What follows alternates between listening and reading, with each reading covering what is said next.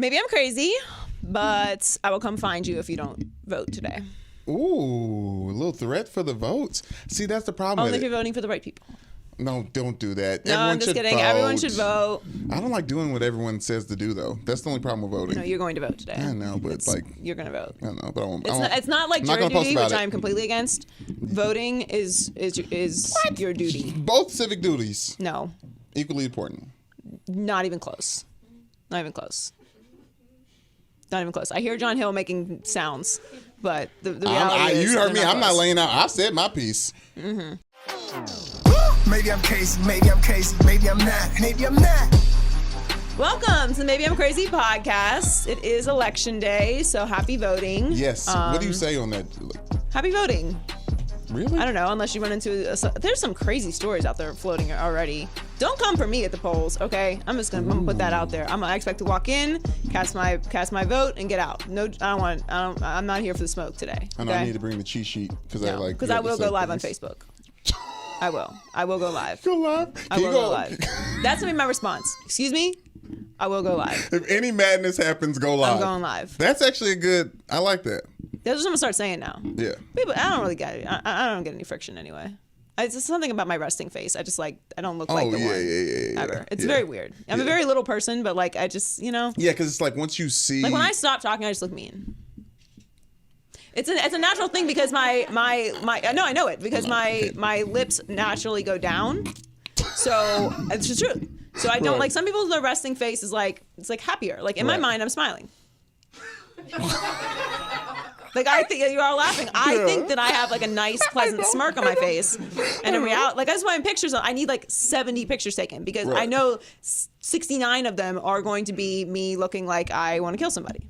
It's just a thing. I mean, I've gone through our photo shoot pictures. Yeah, a lot of them. Yeah, there's just a lot. They're just wasted. Because I was like, when can I get Joy looking menacingly at the camera? Yeah, exactly. But it's really, it's just my face. My face is just round, and therefore it just always looks more jolly. Yeah, jolly is the right word for that. Which your season is coming up. It's very close. I don't care. We're going to get to that later. We're going to get to... It's jolly season. It's jolly season. Very special show today. My fiancé, Earl Watson. Yes. UCLA legend. You've heard of him. 13-year NBA vet. Mm-hmm. And just, special person. Is joining us. He knows basketball. He does know a lot about basketball. Yep. So you will get smarter, and he will make fun of me for some things that some deserve to be made fun of, and not some, we'll see. But it's very good. We do that, and there's a lot going on with the NFL this week. Mm-hmm. Cowboys are an ultimate disaster. It's unfortunate because they're America's team. America's they're not America's losing team. as well. They're not America's team. Well, we'll see. That's what we vote for today. Yes. All right, so let's get started. Earl Watson. All right, very, very, very special guest today. Hi, baby. What's up? What's good, Earl? What's up, B? How you doing? Chilling. Hella give a clap. Very important guest. Thanks for coming on with us. No one said his name. I mean, I guess. Well, this is Earl Watson. Yeah, I said yes. Yeah. You all know me. But thanks for having me. And I'm sure I'll see you later somehow. Yeah, of course. So there's a lot of stuff going on. We're gonna skip all the stuff that you are always teasing me about that you're gonna come on the pod and talk about. What's that? We're just gonna skip it. I don't know what it is. Don't start it like this. Don't start it like this. Answer the question. What's she talking about? I'm not sure. I'm for real. Joy, could you tell me what's going on? Like once a week, we'll get into a conversation, and he'll be like, "Oh, let me come on the pod and talk about that." About what? I don't know. Nothing's coming to mind right now. I felt like I was gonna run into that, so maybe it'll come up as we talk. You don't feed the fans. No, not yet. Not yet. The Lakers are in some trouble right now. I'm not really surprised about it because LeBron teams tend to start out slow, but people are starting to panic, and people are starting to talk about Luke Walton possibly being fired, and Magic's upset. LeBron's not really playing very well. There's a lot of confusing stuff going on, but what's your assessment of the Lakers so far in the season? LeBron is like the maestro, so he's not like Kobe, he's not like Jordan. Like the game versus Toronto, Kobe would have went for 60. Probably 30 in the first quarter just to get it back and get it close. LeBron's different. Everything else has to click for him to be who he truly is. If you look at that game, and obviously I'm sure Tyson Chandler is going to come up. So if you look at that game, and Serge Ibaka had a dominant first quarter where Kyle Lowry learned to just manipulate their defense. They wasn't switching to traditional coverage, and he was pocket passing, which is a bounce pass, to Serge, who is a stretch 4, stretch 5. So JaVale McGee had to guard the rim and then close out to Serge. And that's hard to do in NBA. We do it in practice all the time. Mm-hmm. No one can ever stop their man. It's just impossible. Guys are too quick, too fast, too skilled. The benefit of Tyson Chandler coming into that group, the Lakers overall, they have a bunch of young players who, just watching from the outside looking in, they care about one thing, and that's scoring. You have plays where it's defensive breakdowns. Siakam is crossing over Josh Hart, going down the lane and dunking. That can't happen. He's their center. That can't happen. Josh Hart is a great defensive player. Everyone's trying to create an identity. We saw him do that, though, in that pickup. Siakam was killing that. Yeah, but pickup in the NBA is completely different. True. Like, it's a different level of competition and alertness, and you're prepared differently for that game. Like, so what LeBron is facing and what Luke Walton, they're both facing are a bunch of young guys who have zero identity, who was never held accountable for winning. Mm-hmm. And then at the snap of a finger, they're held accountable for details that they've never been prepared for. So it's going to take a lot. But, the sense of urgency comes from the West. If you're not engaged, if you're not 500, you might not make the playoffs. Well, Shaq said that his expectations for the Lakers, he said this last night, was if it's a success if they make it to the second round of the playoffs. They got to make it to the playoffs first. They have to. I mean, you have teams that are jumping out that no one ever thought would be 9-1, such as the Denver Nuggets. Right. You have teams who are struggling still, so you have hope, like Utah Jazz. People thought the Utah Jazz would finish like 3 or 4 seed. You have Portland, who's going to always be a great regular season team, but who hit major obstacles in the playoffs because they only have 2 main scorers. You need 3 to be successful in the playoffs. They only have 2, Dame and CJ. So the Lakers have to have a sense of urgency. Tyson Chandler is going to help because he's the type of player where when I coached him, he would come to the huddle and be like, like, can we switch this defensive coverage because this is what I see. He's very vocal. He thinks like a point guard. And you have LeBron, who's vocal. You have Rondo, and now you have Tyson Chandler, who have high basketball IQs, who can mask a lot of things and fix things really quickly. All right. So do you think that Luke makes it through the season, though? I think he does. I think he does because Tyson Chandler is going to help. When I started coaching in the G League for the San Antonio Spurs, I asked Pop, what do you say in timeouts? He was like, well, obviously the coaches meet. We talk about one thing that needs to be adjusted, and we go into the huddle with one adjustment. He said, but before I get to that huddle, the first thing I ask my players is, what do you see? And if their adjustment is better than mine, then that's what we do. So you're going to have that with Tyson Chandler. He's very, very vocal. He's cerebral. He can read the game very quickly. And defensively and vocally, he's going to hold everyone accountable, make them better, but at the same time, do it in a nurturing, aggressive, passionate way. Okay. I agree with that. I can see that happening, and I'm excited for him to be there, a big man like that. And obviously, the Lakers are mixed with, like, kids and then people who are, like, ARP members. So the mix between the two is all cool. But you said Kobe would have went out for 60, right? For sure.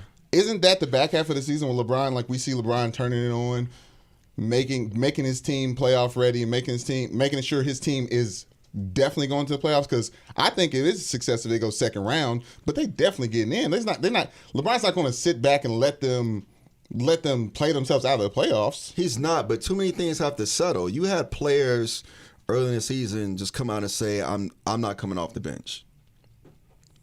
You have too much inner competition. Who's the starting point guard? Who's going to get the most minutes? No one knows. So you have an inner battle between Rondo and Lonzo. Mm-hmm. You have players on the wing who think they should start over other players. And then you have LeBron saying, this is bigger than any of that. We're trying to do something special and put ourselves in position in the immediate future to win a championship. Then you have Luke Walton, this is LA. The media is going to be holding him accountable. Then you have Magic Johnson.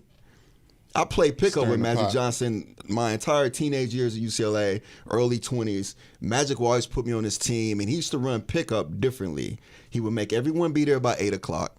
He would run 3-man weave and simulate a practice. So you're not telling me that Magic Johnson isn't coming down, having conversations with players, having conversations with coaching staffs, telling them this is what I see. It's nothing wrong with that. But if there's no relationship and there's friction, it could be intimidating for players and coaches. So what adjustments would you make? I know everyone's talking about their trades and stuff like that. We're assuming that's far off. What adjustments would you make with this particular roster right now that you're not seeing happening? I mean, you can't ask me. I'm one of the last 35 coaches in 3 years to be fired from Phoenix. Like, Stop.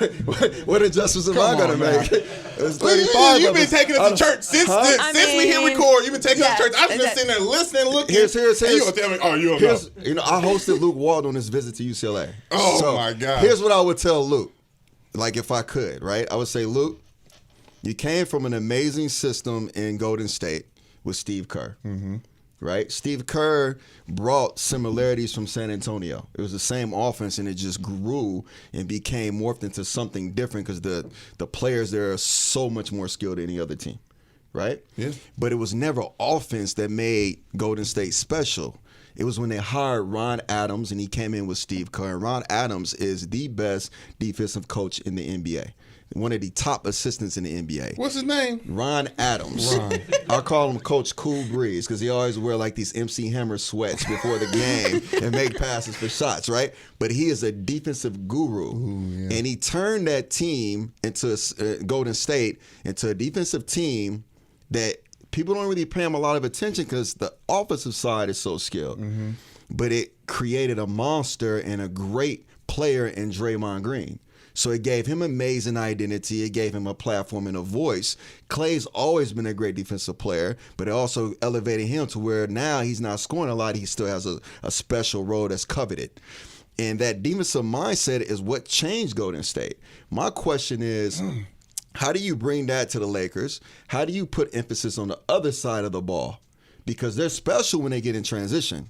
Right. They're kind of limited in the half court because you have shooters who are still developing. Right. So how do you create more steals, more blocks, more rebounds, more turnovers so LeBron can do what he does best is push the ball. Lonzo can do what he does best, push the ball. Rondo can do what he does best and make plays in transition. Who should be their starting point guard? You have to go Lonzo. Because if you talk about winning a championship, to ask yourself this, can you beat Golden State this year? No. Absolutely not. Can't happen. So you're trying to tell me when you are in position to be Golden State, is Rondo still going to be your point guard? No, he won't be. It has to be Lonzo because of longevity. You have to understand longevity is very important in development.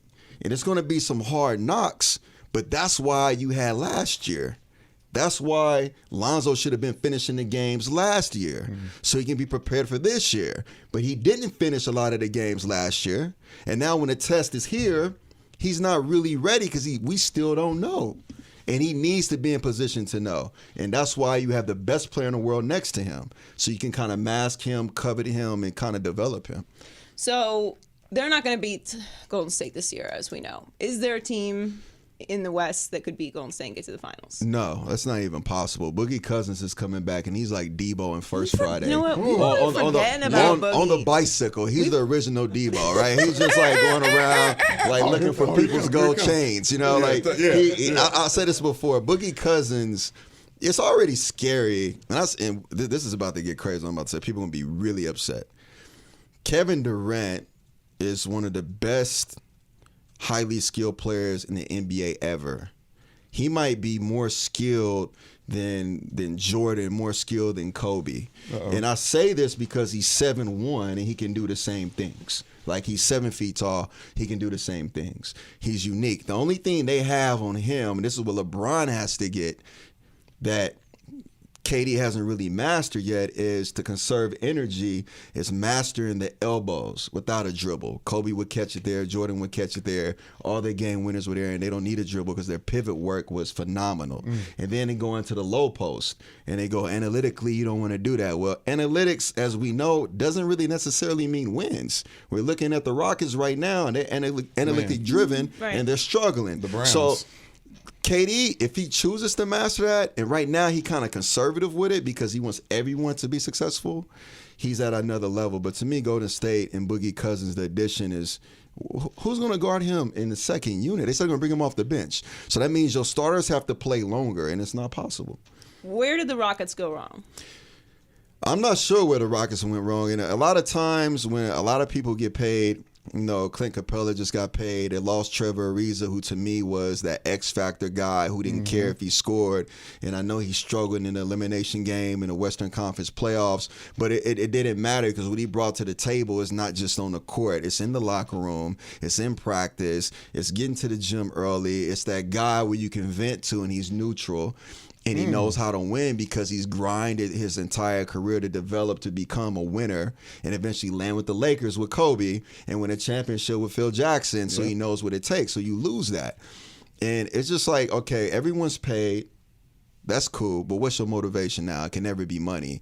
And that's the angle that needs to change because they need their role players to play at a very high level in order for them to be successful. Is there success in honestly saying that you're just chasing Golden State? Like Daryl Morey has said it a bunch of times, like everyone knows the Rockets are built to chase one team. Obviously the whole league is, but the Rockets are trying to beat this one team and they just can't. It just proves failure over and over and over again because they're being vocal about it. You have teams going into meetings in the offseason and saying, hey, listen, Golden State run might be for the next 5 or 6 years. Let's just tank. Let's just tank and hope that we dethrone them through youth movement, right? Eventually, one day they get old, we be young, and we come up and we knock. People are so afraid of them. I talked to KD. This is interesting. Teams are chasing KD, right? I mean, teams are chasing Golden State.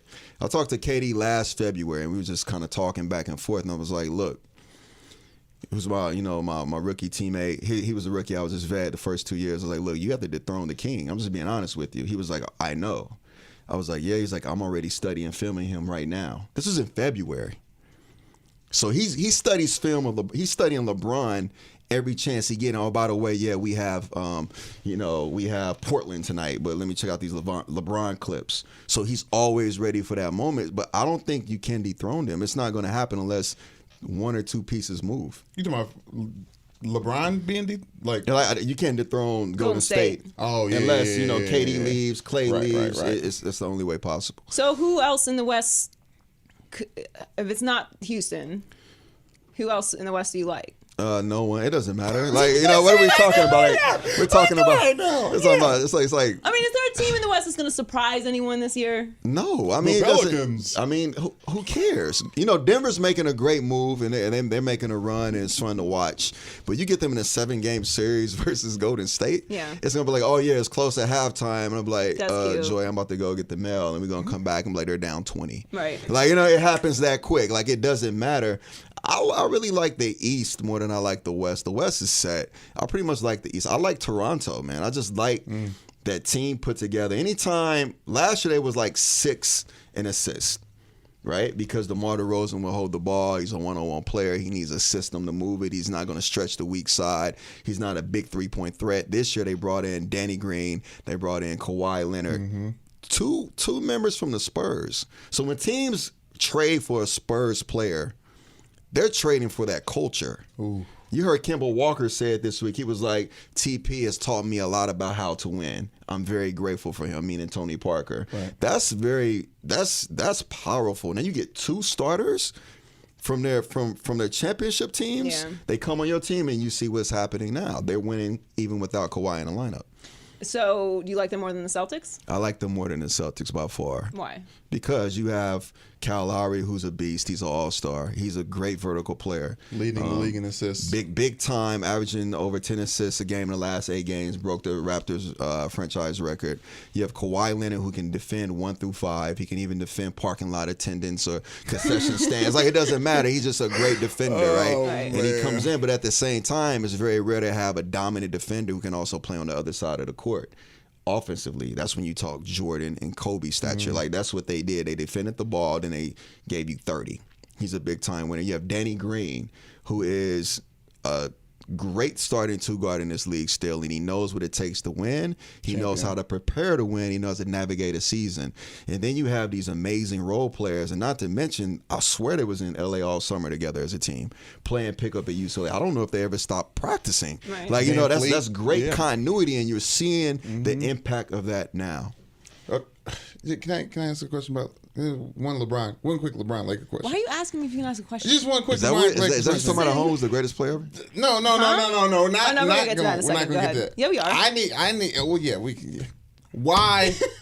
Plus minus, because you getting real analytical, you getting real smart. I appreciate it. I'm learning a lot. Thank you, Earl. You're welcome. Okay, so look at this graph right here. Lakers plus minus so far this season, minus 30 points with LeBron on the court, plus 19 with LeBron off. Like, I don't know if that's normal for new teams or like new superstars or teams with LeBron. Like, I explain that one to me. LeBron is so good at doing everything on the court at a very high level consistently. I just think that if you put him on any team besides Golden State, you might have similar numbers. Right? Because he's so good at what he does. He makes everything easy.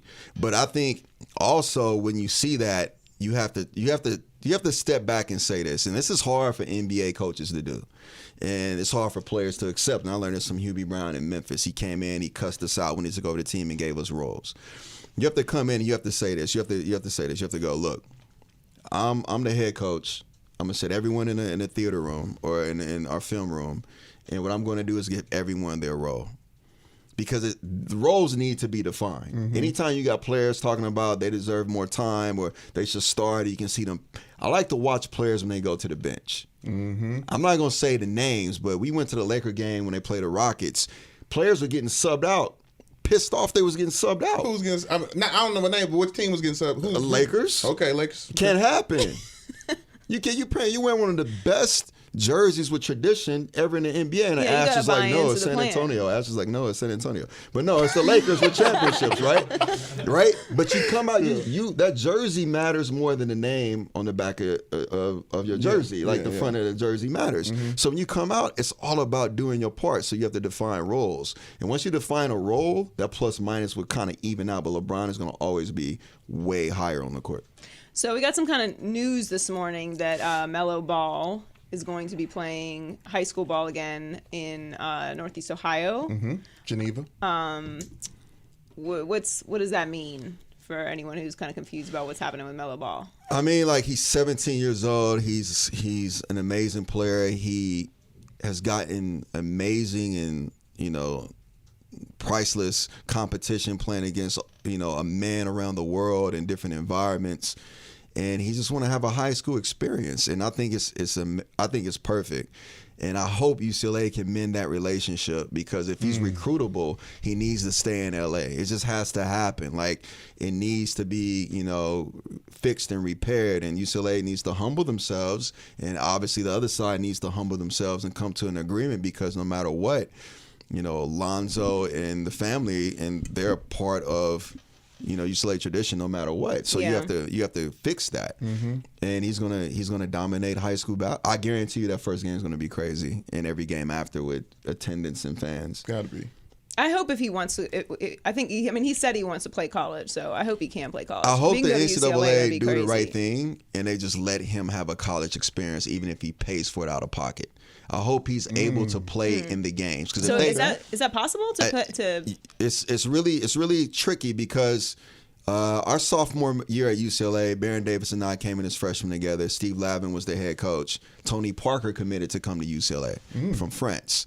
And the NCAA didn't clear him to come because he played professional in Europe and received money. Right. So I'm not sure what the case is, because it's your dad actually giving you the money, right, to play in if he even received money from the JBA or touring around the world. I'm not sure what that case is, but the NCAA is very, very not open to players coming in with a shoe deal, coming in with a brand. Yeah. It's sort of, I hope they do the right thing and let him play, because I would love to see him in college basketball. What do you make of the new G League rule adjustment, or the upping of the pay and allowing players to come and play there for 1 year? So I played 13 years in the NBA. I was blessed, and then I started coaching in the G League my first year. And the G League is a very tough environment to play in. John Simmons was my player, who's now in Orlando. Mm-hmm. He went to San Antonio, and I remember telling him that I thought he would be great. He was a G League tryout. He paid $100 a tryout.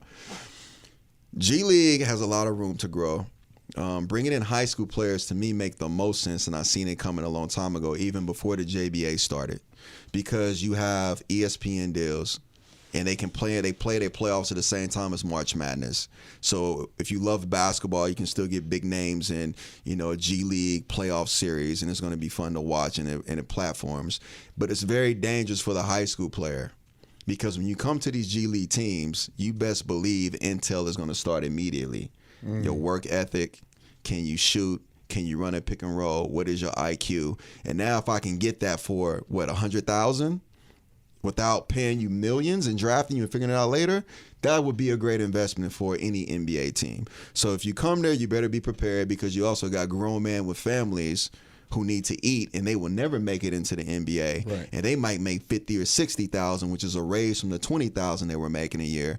And they're gonna come and they will whoop your ass in practice. I'm just being honest with you because I have to eat. Right. So you better be prepared. So it's gonna be a give and take. I'd be curious to see. It'll be curious to see who actually, tries it. Right. And hopefully someone out of it can make it a positive. Well, Jello's going into the pool. So he's trying to get into the G League mix. Yeah, but he's out of school though. So we talking about straight we're from talking high about straight school. from high school. Yeah, so it'd be a The little kids that don't different. want to play a year in college, who want to go straight professional, but aren't eligible for the NBA right away. Which is essentially like the NBA saw what the JBA was doing. Right. And was like, Forced we have their the hand. G League. Right. It's a smart move. Yeah, no, it is. But like you said, it's risky for young players. Okay, so who's the greatest of all time? Here we go with this. Let's keep it real. Let's do it. I love this. Katie's, Remember what you taught baby EJ. That's all I'm going to say. This is before. This is when I was this is playing. before? Yeah, this Oh, is okay. like when I was competitive. Okay. Katie's going to have to be in that conversation very soon. If they win a championship this year and he drops another game where he just dominates and go for 45, he has to be in a conversation. Otherwise, he's already in it. Otherwise, you can't say Jordan has X amount of rings and LeBron don't have X amount. If we talking rings, then in our generation, KD has to be in that mix. But you're going to get very pushed back on KD because he joined Golden State. soon. I don't care. Somebody I know He's- likes the ring I don't argument. care that He's he- still- I don't care that he went there. no one still hasn't stopped him. That was you can't. Why? I don't know why. I've been sitting watching this whole time. You can't. Because You he's can't too do it. skilled. He's too skilled. So I say this, and this is gonna. So stupid. This is the worst debate. So much goes into perspective, right? You have Jordan, who is dynamic and he changed the game of basketball, and he's culture, and we still buy the same. I bought the same shoe 10 times, probably 100 times. Like he still gets me, right? Right. And you have the Bulls, and you have the whole era where I was drawing Bulls logos on my school homework, turning in Hard and getting logo. X's on there, like don't do this anymore. I'm like, whatever. And then you have him just dominating and winning.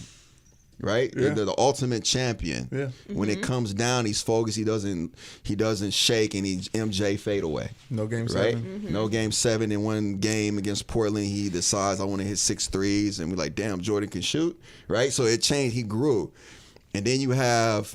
And I don't know why people do not talk about this guy. Then you have the Mamba, right? You have him coming, and what he does is at a higher level. Like game winners, going for 81, the culture, everything he brings to the table.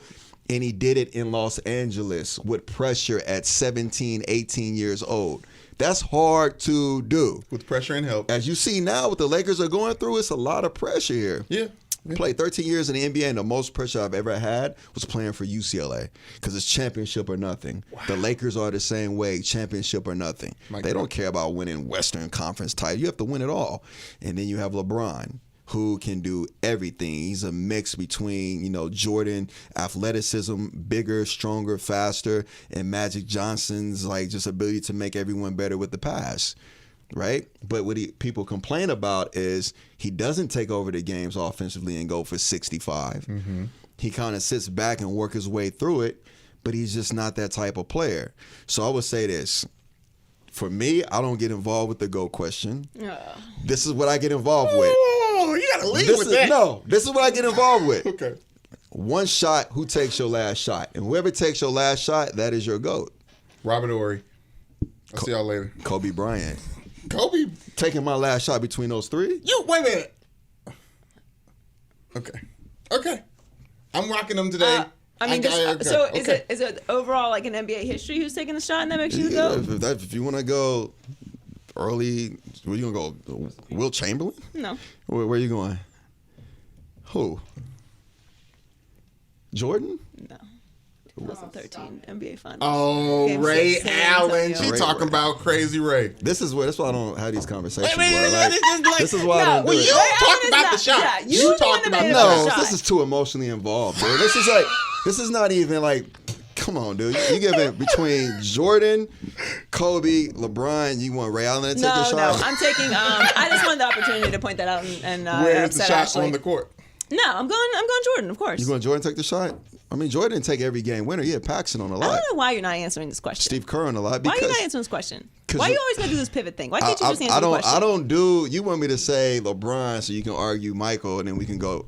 I'm tired of it. We do this every day at home. I'm tired of this.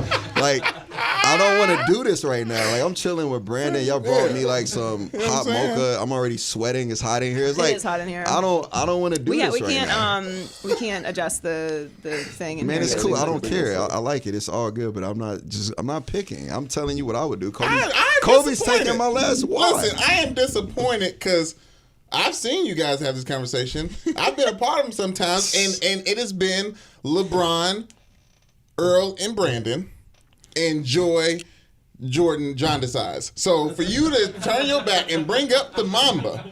No. The Mamba's always been. I know, but you are, I'm okay with it because LeBron doesn't deserve your backing right now. He's not playing well. That's why I'm wearing a Kobe shirt today. That's why you're wearing a Kobe shirt? LeBron's not doing it right now. Hey, listen, let me tell you something. It's winter bust. LeBron, to me, he's at a pivotal point in his career right now because he has to right the ship immediately. Like, he has to. You can't come to L.A. and just lose all these games. That's bad for legacy. That's bad for everything you build and everything you sacrifice. He knows it. It's a sense of urgency.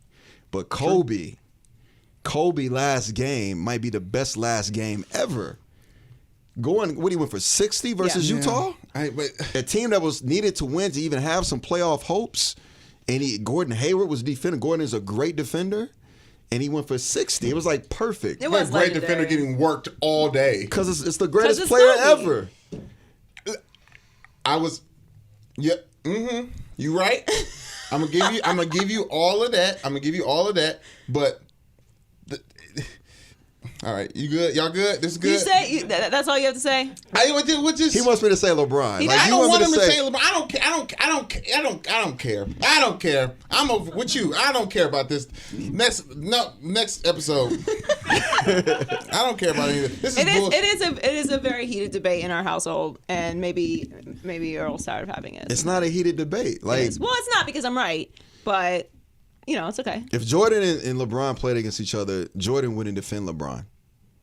Jordan had problems with Magic in the finals. Magic was going to work on Jordan. He tried.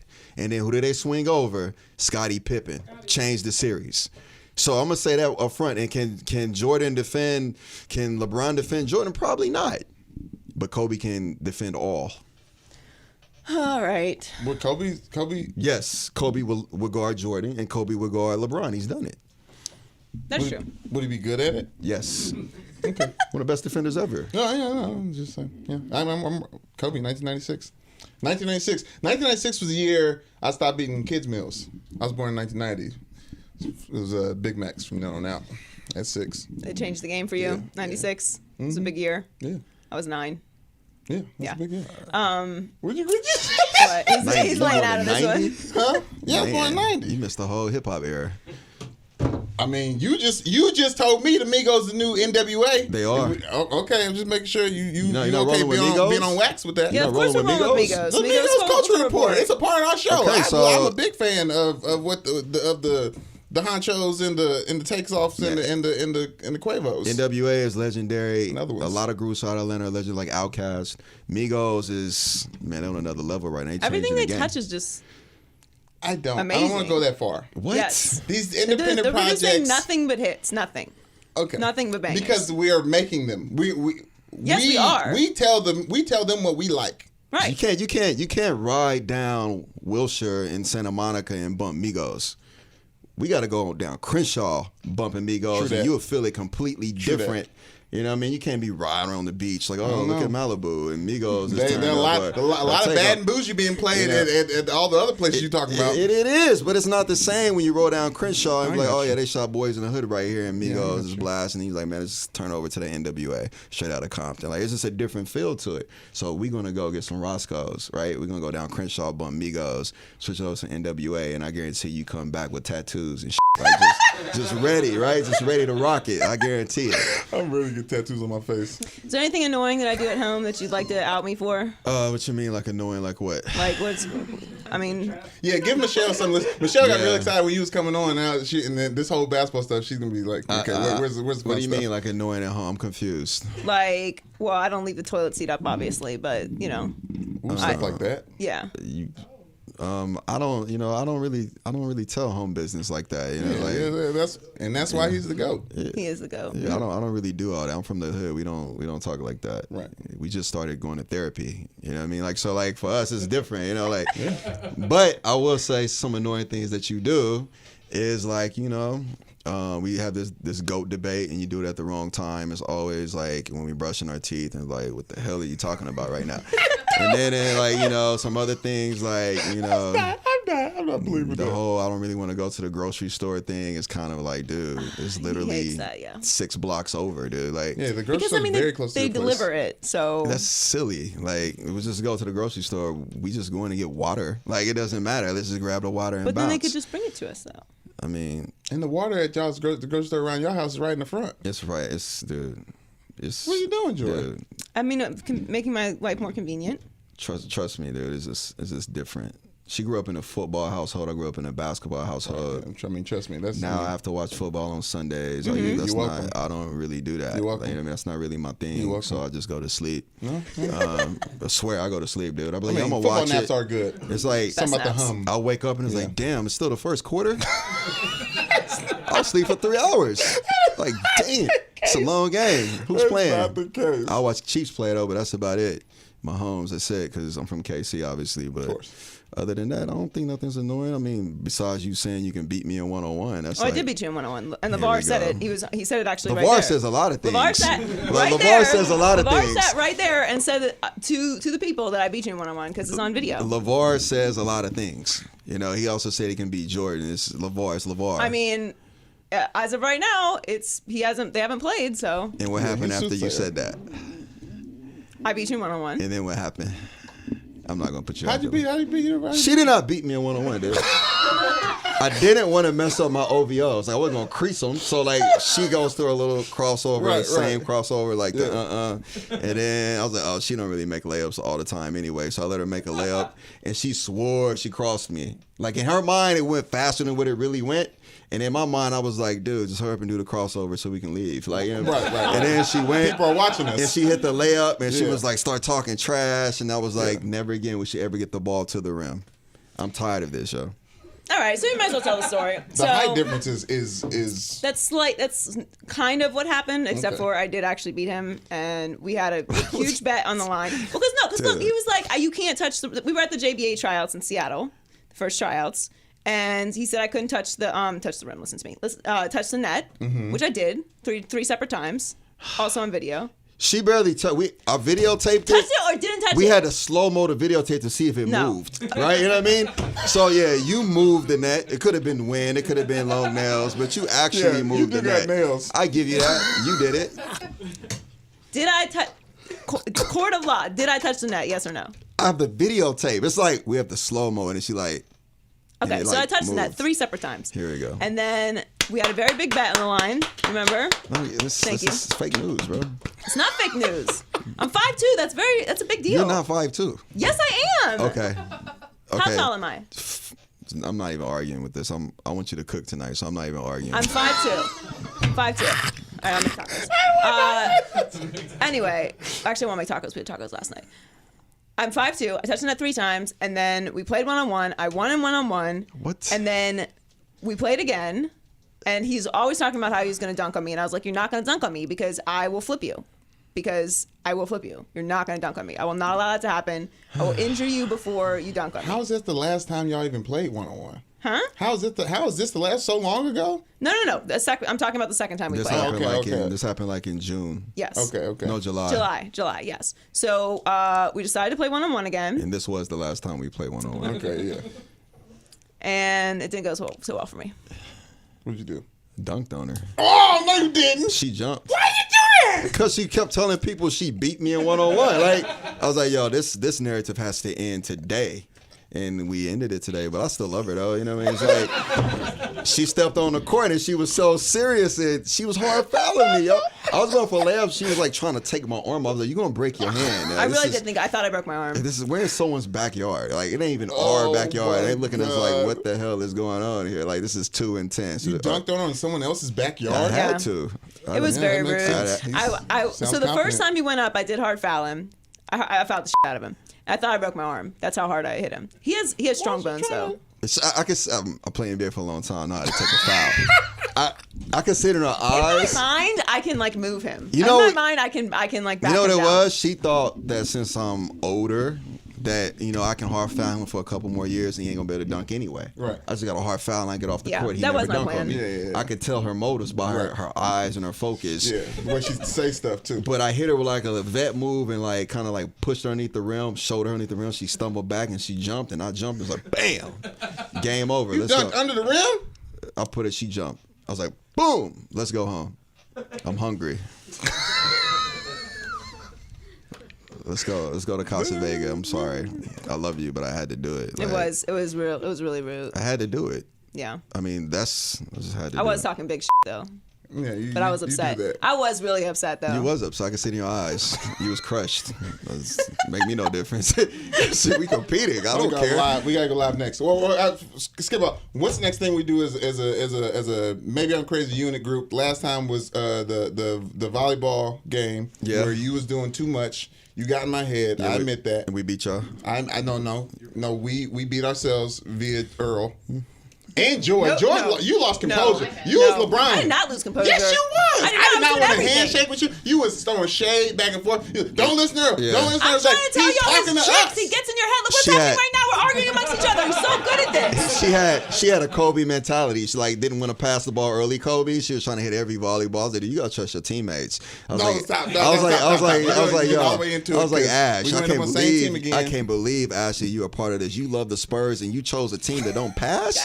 Ashley's the easiest to get going. Man, you can talk shit to Ashley so easily. Wait a minute, you got to vouch for how good of a volleyball player I am real quick. You're really good. You hustle all over the court. You get sand everywhere, but you just don't hit the ball. But it's stopped right after hustle. It's all good though. Like hustle, and then that's just the end. Hustle accounts for something. You know what I mean? Of course. Yeah, you know what I'm saying. Yeah, you can be great and you can be like, man, that's crazy. You like the Lance Stevenson of volleyball. Yes, like, you know Lance Stevenson. I take. They try to say Della all the antics. All the antics. I'm the mean dream team of the volleyball court. Yeah, you like Lance. Like he can help you win, and he can be like, yo, and he can also just dive through the air at nothing. And you're like confused. And he can flop. It's perfect. I'm clearly injured after every game. We do actually need to do another volleyball game soon. I'm done.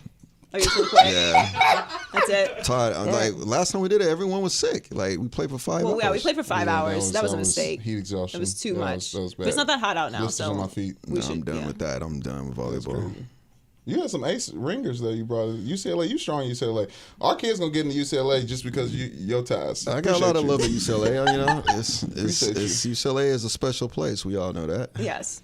Before you go, you are a part of Latitude Sports. Yes. We went and saw your panel. Speaking of Tyson, in San Diego for Latitude, and Brandon was there with his fiancé. Yes, great time. Yes. So tell everyone a little bit about Latitude Sports. Latitude Sports is, a platform for my mom's first generation Mexican American. My grandparents are legal, immigrants who became legal from Mexico, obviously, and it's a platform just for Latino people, for tech, for art, for food, music, and I just created the platform of sports.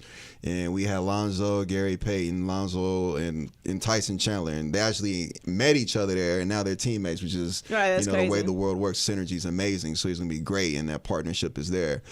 And it's just an amazing platform. It's a 4-day conference in San Diego in September, but we're traveling it.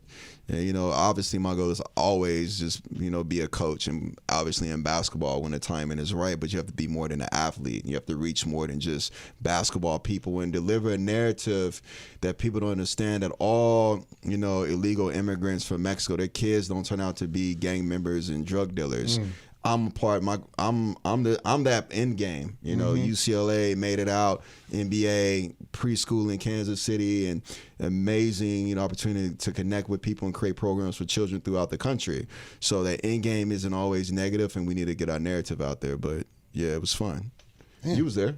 Yeah, no, Yes. it was awesome. It was a great time. I mean, to hear all those stories from Tyson Chandler, Gary Payton, and the Lonzo Ball, and the stories throughout, and just the heritage that comes with being a Afro-Latino. Yeah, Afro-Latino. My dad's black, my mom's Mexican, and obviously socially I'm impacted by a lot of things right now, so I feel it deeply twice. Yeah. So for me, it's like, this country's all about change and growth. It doesn't matter.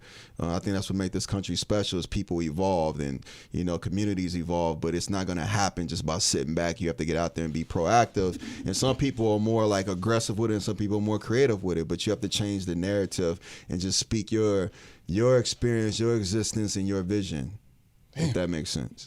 You can follow them. I believe it's at Latitude Events on Instagram, and follow Earl J. Watson on Instagram as well. Thanks, fiance, for coming in.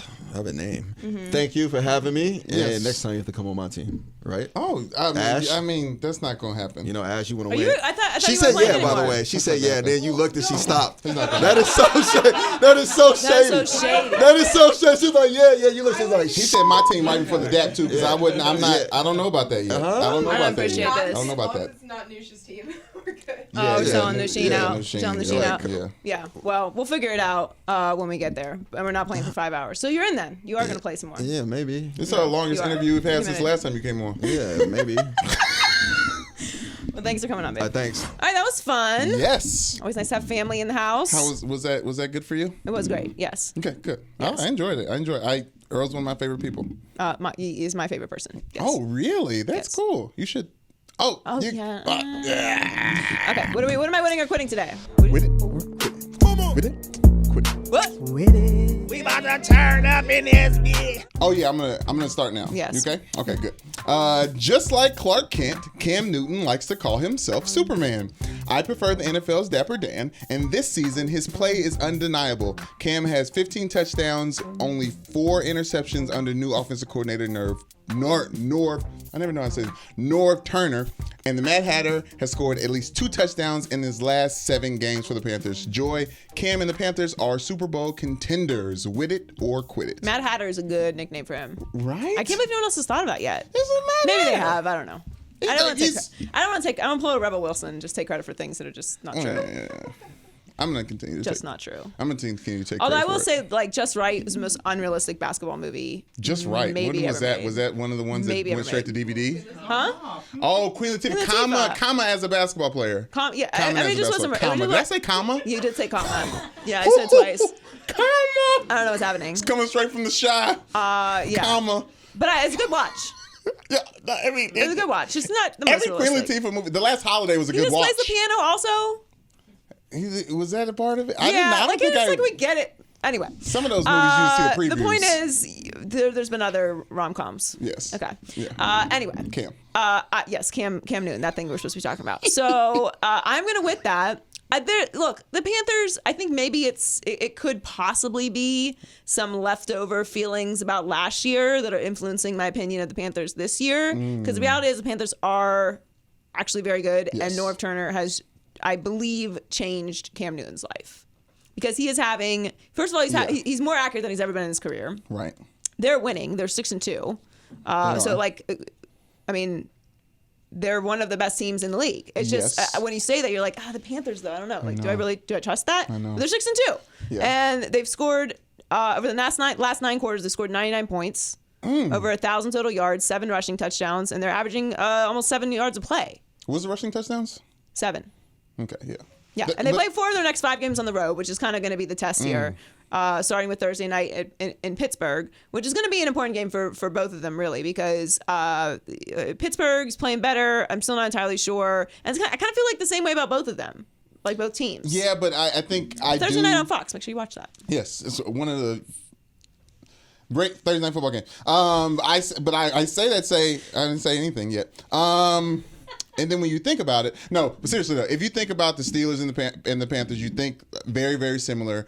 But when it comes down to it, the Steelers can win over the top. Yeah. The Panthers just can't, and they haven't, and therefore I have to go with the Steelers in Your this game. boy Christian McCaffrey's been killing it though too. He's been great, and I've loved him on fantasy football. But because of that, I've seen that it's a different way of moving the ball than the Steelers do. Yeah, totally, and that's fine. And I think like the thing with Cam Newton for me is I always just feel like the league is better when Cam is playing well. Always. Just like I feel like the league is better when the Cowboys are good, but they can't do us that favor this year. Come Thanks on, a lot. But with Jalen Cam, Smith. like Cam's such a brand superstar, and he's just an electric player. So when he is playing well, which they are, when the Panthers are winning.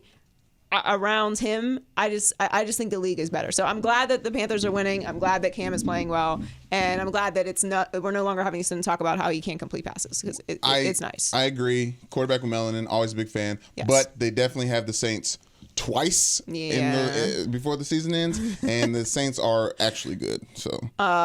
Yes, the Saints are a good team. That's a fact. Facty fact. All right, what's next? Defense wins championships, and the Raiders have none. At 1-7, Gruden's guys have allowed other teams to score 31.5 points a game and are currently ranked last in the NFL in sacks. In fact, the NFL currently has 10 players that have more sacks than the Oakland Raiders do as a whole. John Gruden traded away Khalil Mack to stockpile draft picks and apparently is tanking during what may be the Raiders' last season in Oakland. Joy, Gruden's Raiders are the new Browns. With it or quit it. Well, the Browns are still being the Browns, so I can't replace them yet. They're not the Browns So I'm gonna anymore. quit. I'm gonna quit. They're not the Browns anymore. They already have more wins than the Raiders, so they can't be like they're not. They're going to hire a new coach. They're starting their overall They pick. fired Hugh Jackson in the middle of the season after taking a quarterback #1 overall because he can't get along with Todd Haley. It's a disaster. I'm not going to get into the Browns. They're still the Browns. The Browns are still the Browns. Okay. The Raiders are trying to be the Browns. They're hardest to be the Browns. In life, one of my mottos is whatever you do, don't be the Browns. Okay, and that's what the Raiders are doing. Like I don't understand it. It's a very simple motto. Whatever you do, don't be the Browns. Yes. And they're a disaster. And look, like I wanted the Gruden thing to work. I really did. And I don't want to be that person like everyone else who's like prematurely saying that this is a disaster, like the Gruden hiring is a disaster. Mm-hmm. But it's like you step away from any business for 10 years, and I don't care like if you're watching it. Like if you're Ariana's a gymnast, right? Yes. Okay. So she's a gymnast coach. Yes. All right. She's an elite gymnast coach, and she decides to stop being a gymnast coach and instead becomes a commentator. Yes. For gymnastics. Right? Commentator. And then yes. 10 years of doing that, not being involved with gymnasts, not being in the gyms every day, not scouting talent on a level that your job is responsible for, and you step back in. I mean, Ariel, how do you think you do? Not so well. Right. And that's the thing. It doesn't matter what the business is. Yeah. Like you step away from something. I don't care if you're talking about it. It's different when it's your responsibility to make those decisions. Yes. So look, the reason why it's a big deal is because John Gruden is a huge name. Obviously, he was with the Raiders. It's nostalgia, and that little $100 million that they gave him. But the fact of the matter is they are a fucking disaster. They are really, really, really bad. Yeah. They're 1-7. They lost to the 49ers, who don't have a quarterback, 34-3. They did that day. Okay, yeah. Last Thursday night. And shout out to Nick Mullen. Good for him. Whoever you are. Have your day, Nick sir. Mullen. Yeah, good for you. Good for you. And it's their fourth straight loss by over 14 points. It's the first time in franchise history. They're a disaster. And I feel bad for Oakland because they're losing the Warriors and they're losing the Raiders, and that's not fair. And this is not the way that the Raiders should be leaving Oakland. It sucks for Oakland. It's not cool.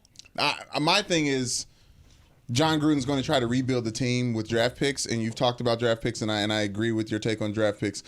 But taking those draft picks and moving them to Vegas whenever they end up there, like, you're going to ask millionaires coming fresh out of college to rebuild a program with you building around Derek Carr and whoever else they keep from this team? Because I think it's going to be a mass exodus at the end of this, completely rebuild the Raiders at the end of the season. Of course they're going for a total rebuild. And I mean, the last I checked, that building is not assembled in Vegas. Oh, yeah. No. Okay? So where are they going to play? It is not. Does anyone know?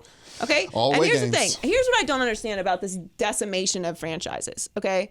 Why? And it's something that Earl said. You can't teach people that losing is okay. It's a mentality. Yeah. It's contagious, bruh. Like you can't get into this pattern of losing is okay and we're tanking and don't try to win. And then all of a sudden you get some picks and you're like, oh, nope, that losing stuff's not acceptable. That whole way you've been doing everything, slacking off and it's whatever and lackadaisical, blah, blah, blah, blah, blah. Now I want you to be serious and act like champions. That's not how it fucking works. And it's not just one individual player. It's not just the team. It's the whole organization. You look at organizations like the Spurs. You don't see up shit around the Spurs because they have a championship mentality. You don't see that shit around the Patriots because they have a championship mentality. They're the Patriots way, okay? You don't see wild stuff around franchises that are consistent. You don't see that stuff around the Warriors on any level. Not from the top all the way down to the bottom, because everyone has pride in what they do. They have pride they work for that organization. They have pride that they are a part of a winning organization that produces champions, and everything is about excellence. You can't create this environment of chaos and disaster and bullshit. Everyone wants to come and play for the Raiders. Okay? Yeah, maybe when they're in Vegas and they've got a brand new shiny stadium and everything's going to be thrown their way. But right now, you guys are 1-7 and the worst team in the league, and it's looking like a disaster. So it's not cool. I don't know why I went on that giant tirade about it, but I feel bad for Oakland because it's true. Is it? John Gruden, I don't know if he can rebuild that. What does he rebuild? I just don't know why you have to tear everything down to the very bottom. Like, coming in and the Raiders were not in a horrible situation, okay? So you don't have to come in and completely destroy everything. Everything that they were doing was not wrong. Take bits and pieces. Talk to the veterans that are there. What do they do that works for them? What would they like to see change? You are not right about everything. Not to mention you ain't been around for 10 years. Like, I know everybody wants to come in and institute their own culture, but it's about communication, and be transparent. And it feels like there's just this disconnect with John Gruden and the team, and then just the Raiders in general and everybody else. Nobody knows what they're doing. The owners and GM, those people are at fault too, because somebody put Gruden in charge of those guys. Of course, yeah. and I don't believe in stockpiling draft picks. You're not going to be the lucky person that's going to draft the next Tom Brady. Just stop it. But you could for all the gamblers out there. But you're not. Okay, moving on. I'm trying to do a Highlander. Did you watch the Highlander? I feel like it was like a Caucasian thing. Okay. When it comes to GOATs, there can only be one. Tom Brady slayeth Aaron Rodgers in their second meetingeth in the year of Yahweh 2018th. Thereby ending Rodgers' quest for GOATdom.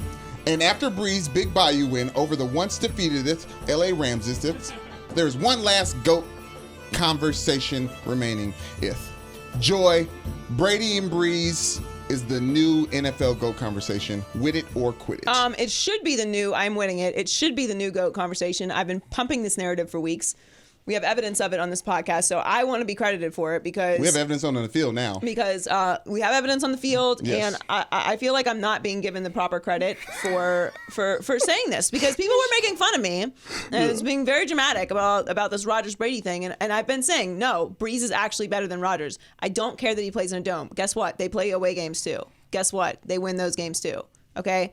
I don't want to hear about it. Okay. The real comparison is Brees and Rodgers if you're going to have a conversation about that. And I'm sorry, I'm not knocking Aaron Rodgers, still super talented, still top 3, top 4 quarterback in the league. Okay, but I try to tell you the Packers weren't good. Nobody wanted to hear that nonsense either. Yeah. Okay, the only reason they're in the conversation for the playoffs or in the conversation for being a good team is because Aaron Rodgers is on that team. Take Aaron Rodgers off that team. Oh, we did that because he was injured. They're really fucking bad. So the actual comparison is Brees and Brady. Yeah. And if you look at their numbers, obviously Brady is still the GOAT. Okay, I'm really off having people compare to Tom Brady. I just think it's especially silly. After last week. I just think it's silly. He's been to 8 Super Bowls. He's won 5 of them. At one point or another, it's just come on.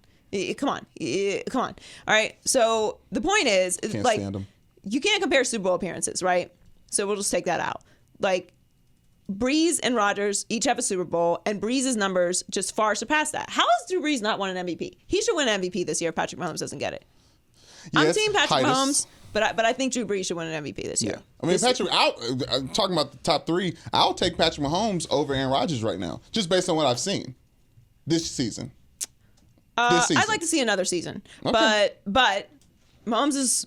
If I'm playing the game right now, yeah, I'm building around him. But you just look at their numbers, Brees has over 72,000 passing yards in his career, Brady 68,000. Passing touchdowns, they're basically even, 506, 505. Mm-hmm. Completion percentage, Brees is a little bit better, 67%, Brady 64%.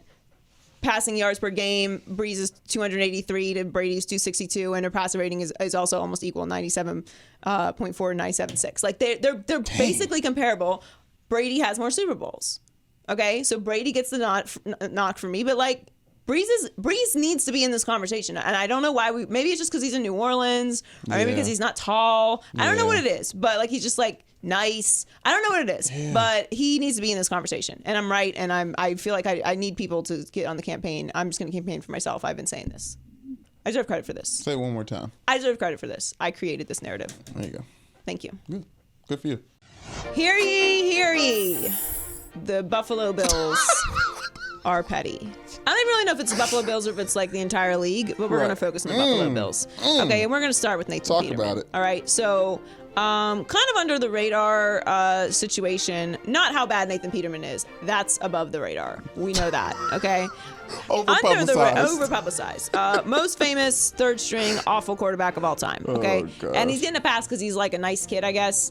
But Nathan Peterman, again, kind of like with the Matt Patricia thing, I'm like kind of hesitant to like crush him, but he's like so bad at playing football. So EJ Manuel posted something and then deleted it. This was right after Nathan Peterman threw his third pass to the other team, that other team being the Bears. They lost 41-9. Yep. Did the Buffalo Bills. Very fucking bad. Yeah. There's a lot to get to here. Okay, so EJ Manuel posted this. I usually never open up about my situation in Buffalo, but the fact is the guy has had multiple games with 4+ interceptions. True. And I still don't have a job in the league. True. Unreal. Say what you want about me, but never have I ever done that. Forget a learning curve. I didn't get the luxury of being able to use that as an excuse. I wonder why. So, in 4 years and 17 starts with the Bills, EJ Manuel had a 6-11 record with 19 touchdowns and 15 interceptions. That's not very good, but Peterman has 3 touchdowns, 12 interceptions, and only 130 career attempts. So Nathan Peterman is astoundingly bad. Very, very, very, very bad. Other quarterbacks that are playing in the league currently, or are currently on a team. Tom Savage. Matt Barkley. USC quarterback alert. Matt Barkley. Get him out of there. Blaine Gabbert. There's also Brock Sounds Osweiler, Brandon Weeden, Colt McCoy, Derek Anderson, also on a team. Okay, so why can't EJ Manuel get a job? Now, I'm not here to campaign for EJ Manuel for getting a job. He's the one that's campaigning for himself getting a job. As he should. But it's a good question because he is implying that it's because he's black, for anyone who's not understanding what the I'm saying right now. Yeah, black quarterback. And a 2015 study showed that black quarterbacks are twice as likely to get benched as their white counterparts. But a team usually improves more when a white quarterback is benched rather than a black one. I'm not making this up. This is just studies. Who knows? Facts. Whatever. My bigger question is, I could basically do a stand-up routine just on the Buffalo Bills. I mean, there's a lot of material there. You might be racist if your quarterback is Nathan Peterman. Okay. Yeah. Definitely. Yes. I'm just making jokes. Yes, Everyone yes, calm down. yes. Okay. But the point is, Colin Kaepernick doesn't have a job, and Nathan Peterman is out here with a jersey on a field.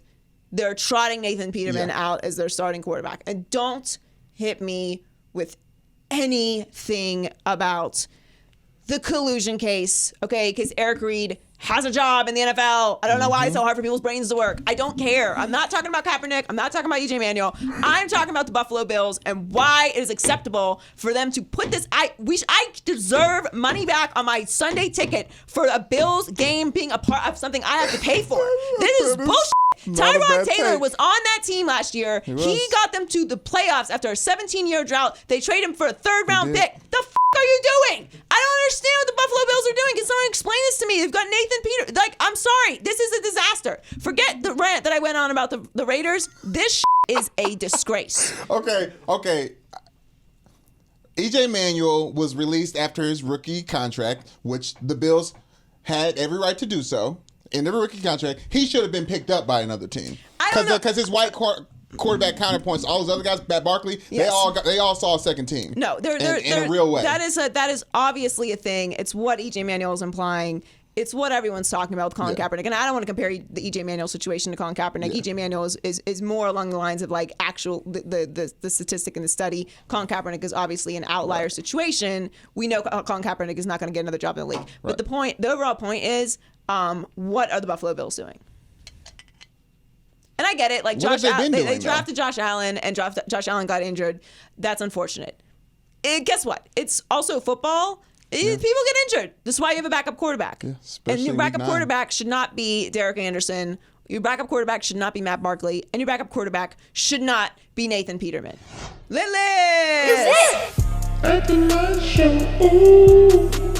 All right. I'm going to give a special Lit List spot to celebrations this week. We had a throwback celebration by Michael Thomas, replaying Joe Horns, which is actually replaying Shannon Sharp's. You're buying into the narrative. I mean, Shannon did it first. I know. Joe Horn actually took the actual cell phone out, but Shannon did it first. Yes. The hand cell phone. With the cell phone, he actually got a flip phone. Which I haven't where do you even get a flip phone? You said about it from a liquor store. Probably Metro PCS. I don't know. Standalone And store. then Kevin Byard remade the TO Dallas Star celebration. He did a little dance on it. Yeah, a little Irish jig. So did some other Titans, which they deserve because that game was just is pathetic performance by the Cowboys. The Cowboys will get to. I want to say that there's no way celebrations are lit because the only reason they are lit this week is because people were doing old celebrations. No, the Seahawks did a nice little thing. All of the orchestrated ones, any big orchestrated touchdown dance, I want to see in movies. I don't want to see on Sunday because you spend too much time on it. And I'm not being a fuddy-duddy because I like the celebrations. I love that defense can celebrate. I love all of them. You know what I want to see? I want to see more big guy celebrations. Yes. I want to see more of the linemen integrated into the celebrations. Yes. Okay, because that's where it gets interesting. Okay, so that doubt. is my call to action. That's my call to action to the NFL. I want to see more big man moves. I would say this. There's some good sack dances out there. Yes. You're obviously No, your I'm brother had a talking about great for one. touchdowns. Right, I know. I'm talking about O-linemen. You need to integrate. Yeah, I more. mentioned Jason's, my brother, Jason Taylor's. What was that? I always thought I was like so it was like, circle. can we get this camera here? It was like this. Like it would be like a sack, on the ground. Yes. And then he'd go. I don't know, be more dramatic. And he like legs just that. so long. Yeah, it was like he's very lanky. So there's a lot of arms and legs going on. I'm not gonna do all that because it's sweaty in here. Shouts out. But yeah, it was a good one. Yeah. Yeah. Who else lit? Okay, who else is lit? That would be the Saints. We've talked a lot about them. Yep. But the Saints are looking like herd hierarchy, Collins had them number one. Last 2 weeks. The past 2 weeks. I'm not going to argue with him because the Saints are really, really, really good this year. Brees is on pace for 4,672 yards, 36 touchdown passes, 2 interceptions, a career passer rating of 120.6, and an NFL record, like he doesn't have enough of those, completion percentage of 76.3. That's fucking crazy. Yeah. They're killing it this year, and I don't really see them slowing down. So I know, and because of that, I want to say, you got. And if they have home field advantage, you were saying Rams Steelers Super Bowl. That's still possible. That's still in play. I am going for the Steelers were giving me a little scare there at the beginning of the season, but they figured it out. I'm looking at Saints Patriots Super Bowl. The American people, NFL fans, football fans deserve to see Drew Brees and Aaron Rodgers in the Super Bowl. Yeah, I mean, I'd really love to see the Chiefs and Rams, but based off of time, Father Time, we may not have another opportunity to see Brady and Brees. I don't know. I know. I'm out on the aging quarterback thing. Yeah, and I'm pissed about it. But the way that both teams are playing this year, that would be an amazing Super Bowl. All right, next on the list is the Steelers. As I just mentioned, they got their 4th straight win, beating Baltimore on Sunday. And now James Conner has better numbers than Le'Veon Bell, so I don't know what to say to Le'Veon Bell at this point. Like, I'm still for however you want to handle your money situation, but like... I hear that, but can we all agree that maybe... if Le'Veon was playing, he would set new records. Maybe, but he's not, and we don't know what shape he's going to be in when he gets back, which is my main concern. Like you haven't been playing football, and no matter what sport it is, like if you are just sitting out, I'm sure you're still working out, but you're not getting hit, and you're not playing football, and that to me is just a recipe for disaster. So I hope that doesn't happen, but. It doesn't seem like his teammates are too concerned about it because they were all asked about it, and they're like, "Yeah, James Conner's playing, and we don't care anymore." Like when he comes back, he comes back because it's looking like he may not actually come back. So who knows what's going to happen? We never know. He's got to show up before November 13th or some stuff happens. I don't know. It's very complicated. But the Steelers are 5-2-1 overall. It's a stupid tie, and they lead the AFC North by basically a game and a half over Cincinnati, which I'm completely out on. So shout out to Steelers for not completely ruining my Super Bowl picks. Ravens, what's up, y'all? Lamar Jackson. What's up, y'all? Come on, Joe. Lamar Jackson. Come on, Joe. Nah, this is what Joe does. I know. It's very sad. Even when Colin was putting him on the hurt hierarchy, I was like, all right, we'll see. We'll see what happens. All right, loser power rankings. Loser power rankings. Loser power rankings. These are the losers of the week. All right, Matt Patricia. I've tried very hard not to crush Matt Patricia. Why? I don't know why. Yeah. But I've just tried to not be. Well, first of all, like, I don't believe in the no backwards hat thing. The beard is a bit much. I don't like beards. You know what it is? I don't like to pick on people's appearances because I think that that's stupid. Right. And they all the coaches wear the same thing on the sidelines. I don't see anybody out there in a Vince Lombardi suit. So I don't know what the big deal is. Class it up a little bit. I don't buy into the backwards hat thing. Some people think that's important. I feel like I don't care. If it's raining and you have a hat on and it's backwards, that's kind of stupid. Or if it's sunny and you have a hat on backwards and you have sunglasses on, also stupid. But other than that, I don't care if you wear your hat frontwards or backwards or sideways or whatever. I don't like the appearance picking apart thing. However, Matt Patricia really opened the door for us to criticize anything and everything he does, because he decided to lose his mind and talk. If you haven't seen it, maybe we can pop in the clip. I don't know. Do me a favor, just kind of sit up and just like have a little respect for the process. Every day you come in and ask me questions and you just kind of like, give me this. But I mean, like, just be a little respectful. I'm asking just to be a little respectful in this whole process, okay? So ask me a question professionally and I'll answer it for you. Yeah. Where there's a reporter who asked him a question, a very valid question, about the Golden Tate trade. And rather than answering the question like a normal person, he decides to call out this guy on his posture, which is fucking insane. Like, what are you talking about? What is this dude doing? Like, how could he possibly be sitting? I need evidence of how he was sitting. That's what I keep thinking too. Like, what's he doing? He's like, so Matt, Golden State trade. Yeah. I feel like, how's that going to affect you next year? Okay, maybe. All right, maybe if it's like that, you got the foot up on the seat. Okay, don't you know when you lay down and you resting your head like a pea? I think that's disrespectful. Matt, buddy, Golden Tate trade. What do you think?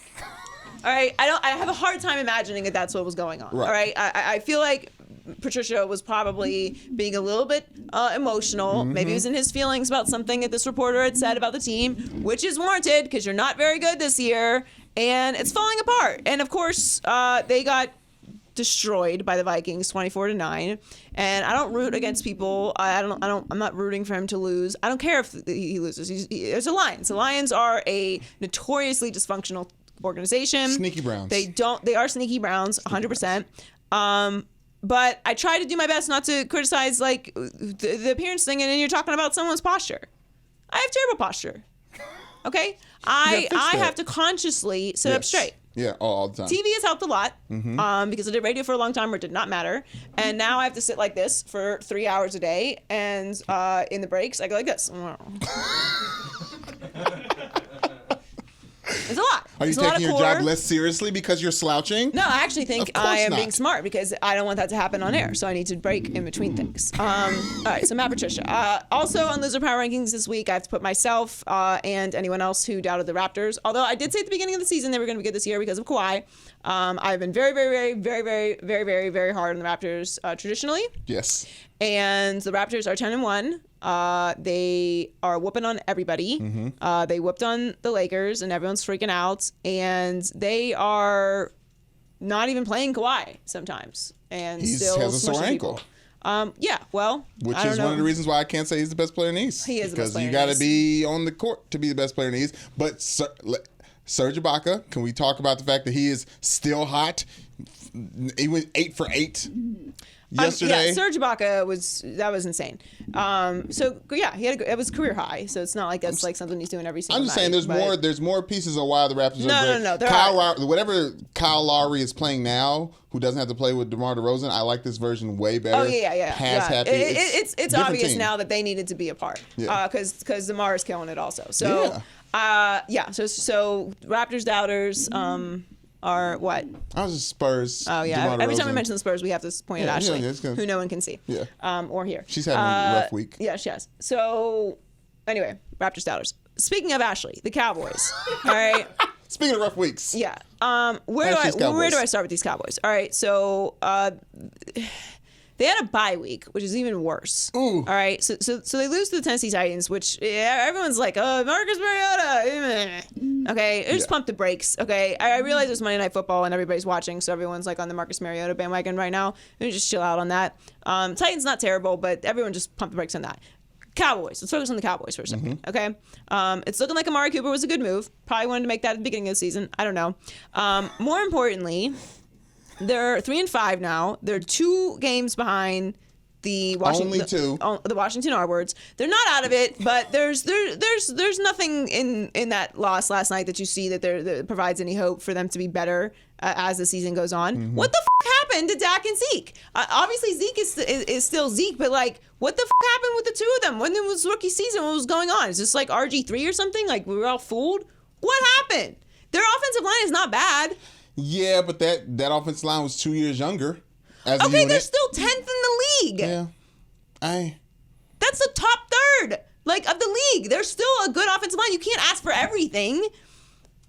I have no idea what's going on with the Cowboys. Jason Garrett is as Skip Bayless says, a clap coach. I mean, he's always been a clapper. We know that, and that's fine. Okay, so the bigger picture for me. That's fine. I mean, look, what I don't care with the Cowboys. Yeah, that's fair, With the Cowboys, I mean, I'd like for the Cowboys to be good and interesting because they're a huge brand, and I like big brands because big brands equal big money, and that's what the everybody does. Like, it's what we do here. Okay, content. So yeah, I'd like for the Cowboys to be good. And I don't want them to be dysfunctional either because there's not enough stars in that team to talk about to be dysfunctional. So when they're dysfunctional, it's Tony Romo. Okay, cool. We can talk about Tony Romo for 4 days straight. It's not going to bother me because it's Tony Romo. He's not the GOAT of anything except for Skechers.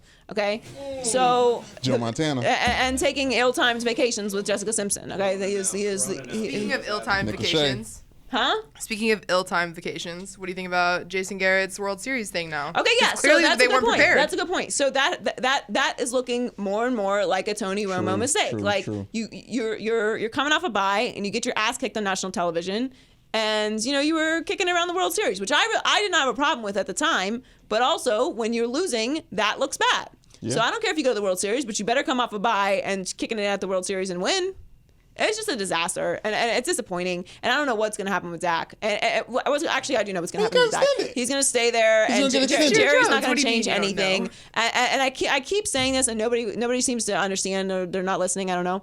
Jerry did what the he wanted before.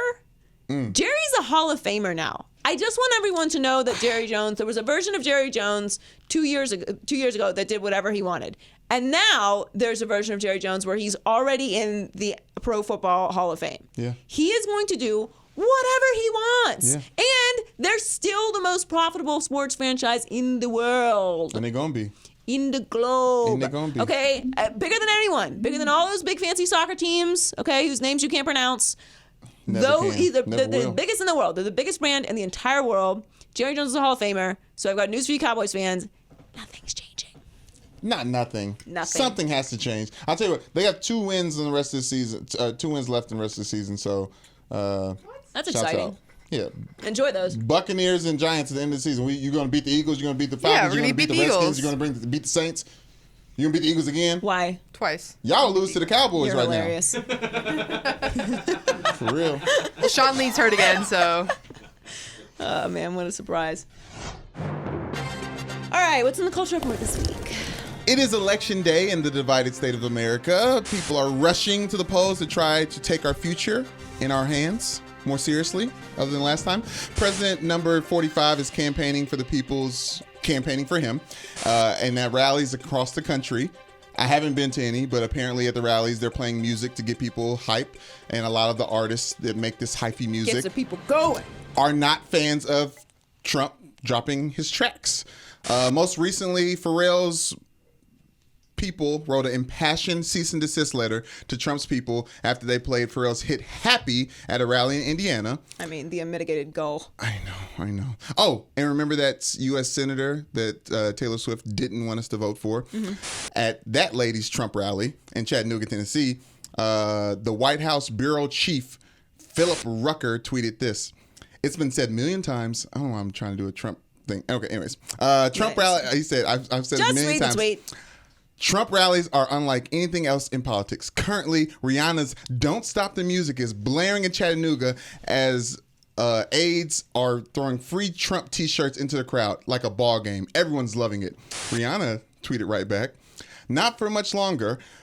Me nor my people would ever be at or around one of those tragic rallies. So thanks for the heads up, Philip.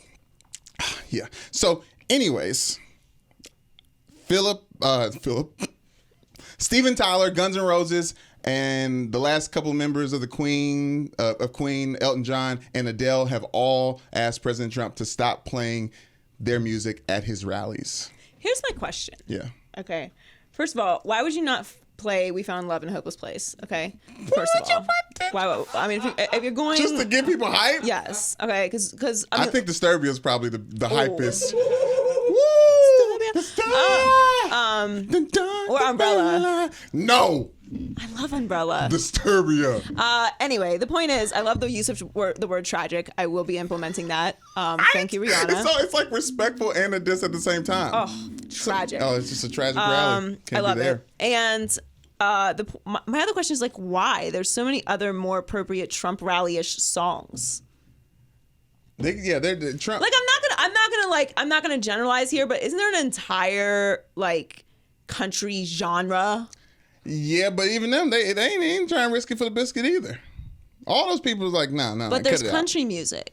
I know, but the Trump, the rallies, the country music. Look at Ashley staring at me. I'm just saying, here's all I'm saying. I like country music. I love country music. Yeah. All I'm saying is, if you were going to get the crowd excited at a Trump rally, which I too have not attended, nor have any plans to in life. Yeah. Stay away from tragic events. I too avoid tragic events. My choice would not be Rihanna. Yeah, I mean, I'm like, I've got a crowd of crazed Trump supporters. I mean, this is music. Music is sees no bounds. Apparently, it's not, because there are a list of artists who disagree with that sentiment. And also, I'm proud of them. Trump also just being disrespectful. He continues to play songs that people have asked him not to play. Well, I mean, who name one person on earth that's surprised by that move? Yeah, no, it's like, well, you can't. I mean, it's a song. I mean, he literally just signs a piece of paper that means nothing and says that it's law. Like, I'm surprised they even. Oh, that is a good point too. Please go vote today. All right, what else? 1 second. 1 second. One more. All right. This week, and Kanye said something. After deleting all social media randomly last month, Kanye is back on Twitter. Because he doesn't want to be used by politics. Yeah, he's done. Kanye is back on Twitter, and on Sunday he tweeted, "McDonald's is my favorite restaurant," and Burger King came back with a flame grilled burn. Damn, I messed that read up. Flame grilled burn. I still closed, I guess. But UK Burger King had the best flame grilled burn. Explains a lot. Oh, yeah, that's bad. That's pretty bad. The Big Mac is number one on my burger power rankings. Right, so is you woke or not, Joy? I gotta say, I'm Team Kanye on the McDonald's tip, because the favorite restaurant. The Big Mac. Okay, McDonald's is not my favorite restaurant. Okay, yes. That's clear. Right, okay, yes. That should be pretty well understood that is not the case. I've been eating a lot of Chick-fil-A lately, actually. Ooh, which I know is not woke. You gotta have Chick-fil-A Saturday night. That's Chick-fil-A is not woke at all. Chick-fil-A, they got, I mean, the hate that they have for people, it helps the fries. So I just like the hate fries. I eat the hate fries. Yeah. The chicken. And also, I'm where Chick-fil-A really have comes from. They really have to do a worse job at making the poly sauce like less delicious. It's not, the poly sauce not even that big of a deal. It's the Chick-fil-A sauce. And by the way, I was wrong. Last time we talked about that. 140 calories each on the Chick-fil-A sauce. That's a lot. For that little cup, that is what? So much. I don't care. So many of those of the sauces. I'm still gonna eat it. I prefer the poly sauce, but I will eat all of it, and it's just a thing. I'm sorry. I have a joke around the house that Michelle hates, and I tell her that I'm where Chick-fil-A meat comes from.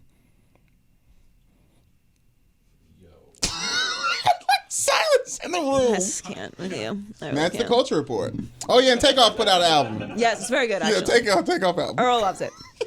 All right, fun show today. Thanks Yes. to Earl Watson for joining us. Just thanks. Thanks. Just thank you so much. Thanks for your clarity schedule. Yeah, I do appreciate it. And I'm just really not happy with the way that my fantasy team is performing in our. I Or like mean, I'm in second place in my my all women's league. oh, whoa. That's not what we do here. We don't fantasy football shame. Okay, so I'm just gonna throw that out there because I am doing well in other ways. You can All mention right, it so after. I am in 7th place, which I'm unhappy with. That's But no, it needs to be better. It needs to be better. Shout out to I'm trying to do the thing. The Wi-Fi here is impossible. It's incorrigible. Yeah. I can't open anything. Pretty annoying. Hold on. My dad actually texted me and said, "You completely gave up on our fantasy league. You need to reset your lineup." And I was like, "You know what, Dad? You're right." And the family one? Yeah, the family. Shame on you. I know. I did win very convincingly this week. I dominated Silver and Mac 147.6 to 93.8. So shout out to James White, James Conner, Keenan Allen, and Tevin Coleman for just putting me over the edge this week. But I'm still in 7th place, which I don't like. I can't. Thank you for that. For mine. Well, no, the places. You're in 2nd place. Hey, look at that. 6-3. That's a good football team. Mm-hmm. Patrick Mahomes leading the way. Kevin McCaffrey, his older brother, Christian. He's doing really good for me. You know what I'm saying? Ezekiel Elliott doing his double thing. I got a lot of buys. Adam Thielen. It's the first time he can't give me points.